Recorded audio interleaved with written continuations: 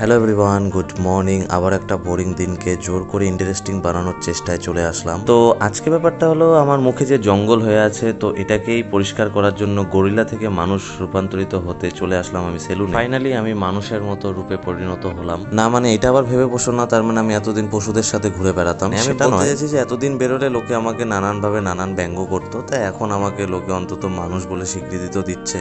যাকে একদম স্নান টান সেরে ফ্রেশ হয়ে নিউ লুক নিয়ে চললাম এখন আমি দোকানের দিকে। হ্যাঁ, লোক যতই হিরোর মতো হোক না কেন, কামলা তো খাটতেই হবে বস, কাজ না করলে পেট চলবে না। এত গরম পড়েছে, আমি স্নান করে বেরোলাম, লিটারি দোকান আসতে আসতে আমার আরেকবার মনে হয় স্নান হয়ে গেল। হঠাৎ করেই আকাশের মুডটা অফ হয়ে গেল, কার উপর রাগ করেছে কে জানে, কিন্তু যাই বলো, ভগবান আমার কথা শুনেছে, ওয়েদারটা হেভি হয়ে গেল। কিন্তু ওই যে কপালে তো আর বেশি আনন্দ সহ্য হয় না, সাইকেল চালিয়ে বাড়ি ফিরতে ফিরতে একদম চুবিয়ে দিল। বাড়ি গিয়ে কোনো রকমে আরেকটু ড্রেস চেঞ্জ করে ভিজতে ভিজতে আবারও জিমে চলে আসলাম। বৃষ্টির দিনে একবার ড্রেস চেঞ্জ করছি, একবার নতুন কিছু পরছি, এগুলো যদি আমার না ধুয়ে মাকে ধুতে হতো তাহলে আজকে আমার খবর হয়ে যেত। যেহেতু মাকে ধুতে হয় না সেহেতু আমি বেঁচে গেছি। তোমরা হয়তো ভাবো বেটা হয়তো নিজে সব কাজ মাকে দিয়ে করায়, কিন্তু ক্রেডিট যখন নেওয়া তখন নিজেই। এখন শোনো, আমি যেরকম নিজে জামা কাপড় কাচি, তখন আমি যে অবস্থায় থাকি সেই অবস্থায় যদি আমাকে কেউ দেখে বা আমি সেই অবস্থায় যদি ভিডিও আপলোড করি, ইউটিউব পরের দিনই আমার চ্যানেলটাকে ব্যান করে দেয়। তাই কিছু কিছু সিচুয়েশনে আমি শুট টুট করি না, ওসব মানে লজ্জা লাগে আর কি।